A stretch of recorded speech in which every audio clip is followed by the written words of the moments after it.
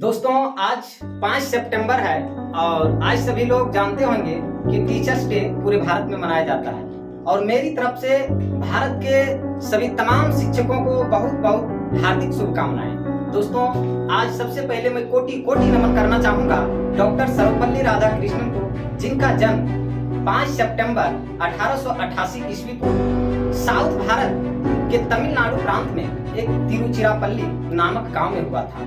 और इनके नाम के आगे सर्वपल्ली इसलिए क्योंकि इनके जितने भी पूर्वज थे अर्थात इनके जो पुरखे थे वो सर्वपल्ली नामक गांव में रहते थे, इसलिए इनके सभी रिश्तेदारों या परिवार लोग अपने नाम के आगे सर्वपल्ली जोड़ा करते थे। दोस्तों ये शुरू से ही एक बहुत मेधावी छात्र रहे थे और जब ये शिक्षक के पद पर आए और जब इनके मृत्यु से पहले पूछा गया कि आप इतने बड़े शिक्षक के ओहदे पद पर गए तो आप अपने जयंती पर क्या चाहते हैं। और ये मैं बता दूं एक शिक्षक ही नहीं, एक बहुत बड़े दार्शनिक थे और ये आगे चल कर के जब शिक्षक से रिटायर हुए तब बहुत बड़े पद पर गए।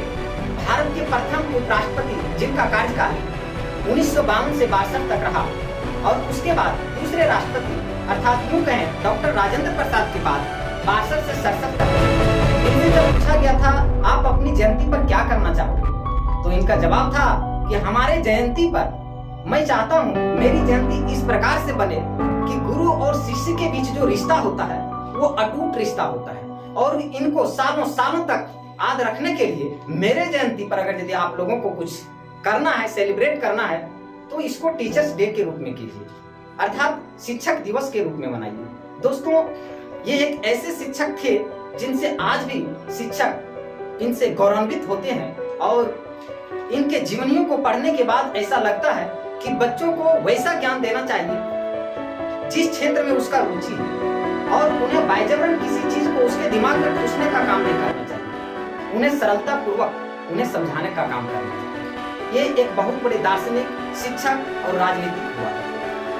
दोस्तों सर्वपल्ली राधाकृष्णन का कहना था कि कोई भी शिक्षक हमेशा एक अच्छा शिक्षक वह होता है जो जीवन पर्यंत एक शिक्षक ही नहीं बल्कि छात्र भी बना रहता है, जो बच्चों से कुछ ना कुछ सीखने का काम किया करता है, कुछ ज्ञान उससे मिलता रहता है। इनका ये कहना था और कहा जाता है कि शिक्षक एक मोमबत्ती के समान होता है जो खुद जल करके और दूसरों को प्रकाशवान करता है। और ये भी सत्य है कि सड़क और शिक्षक एक ही समान होते हैं, वो खुद अपने ही जगह पर रहकर और दूसरों को उसकी मंजिल तक पहुंचा देते हैं। दोस्तों शिक्षक से ही मुझे एक कहानी याद आती है। कहानी बहुत छोटा है लेकिन ध्यान से सुनिएगा, इसका मर्म बहुत बड़ा है। एक समय की बात है कि एक शिक्षक एक रास्ते से गुजर रहे थे और जाते जाते उनका दृश्य अचानक एक कुम्हार पर पड़ा और उस कुम्हार ने चिलम का आकार दे रहा था अर्थात वो मिट्टी से चिलम बना रहा था। शिक्षक वहां पहुंचे और कुम्हार से बोले आप इस गर्मी के महीने में चिलम क्यों बना रहे हैं? गर्मी का महीना है, आप सुराही बनाते तो इससे भी अधिक बिकता। और इतना ही कह करके और शिक्षक वहां से चले गए। कुम्हार को लगा ये सही बोल रहा है क्योंकि गर्मी के महीने में सुराही अधिक बिकता है पानी को रखने के लिए, और उन्होंने चिलम का आकार नहीं अब सुराही का आकार देना प्रारंभ किया। तो अचानक मिट्टी से आवाज आई और कुम्हार से बोला अरे अभी तो कुछ देर पहले आपने चिलम का आकार दे रहा था और अब सुराही का आकार देने लगा, ऐसा क्यों? कुम्हार ने बोला अब मेरी राय बदल गई।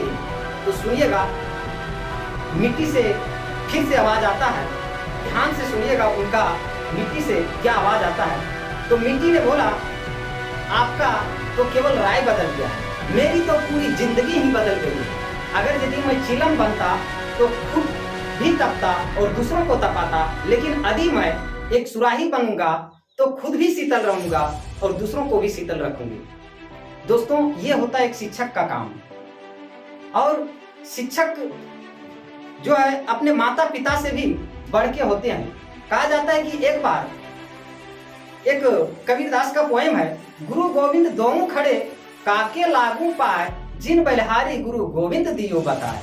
एक छात्र जो है उनके सामने शिक्षक और भगवान दोनों एक ही साथ प्रस्तुत होते हैं तो छात्र दुविधा में फंस जाता है कि सबसे पहले मैं साष्टांग प्रणाम किसको करूंगा। तो वहाँ ये लाइन ईश्वर नहीं अर्थात गॉड नहीं बताए हैं, गुरु गोविंद दोनों खड़े काके लागू पाए, जिन बलिहारी गुरु गोविंद दियो बताए, कि सबसे पहले आप प्रणाम करने के जो हकदार बनता है वो गुरु को ही दीजिए। धन्यवाद। एक बार फिर से मैं सभी शिक्षकों को तहे दिल से धन्यवाद देना चाहूंगा और कोटि कोटि नमन एक बार फिर से जिन्होंने इस अटूट रिश्ते को अभी तक कायम रखा। डॉक्टर सर्वपल्ली राधाकृष्णन।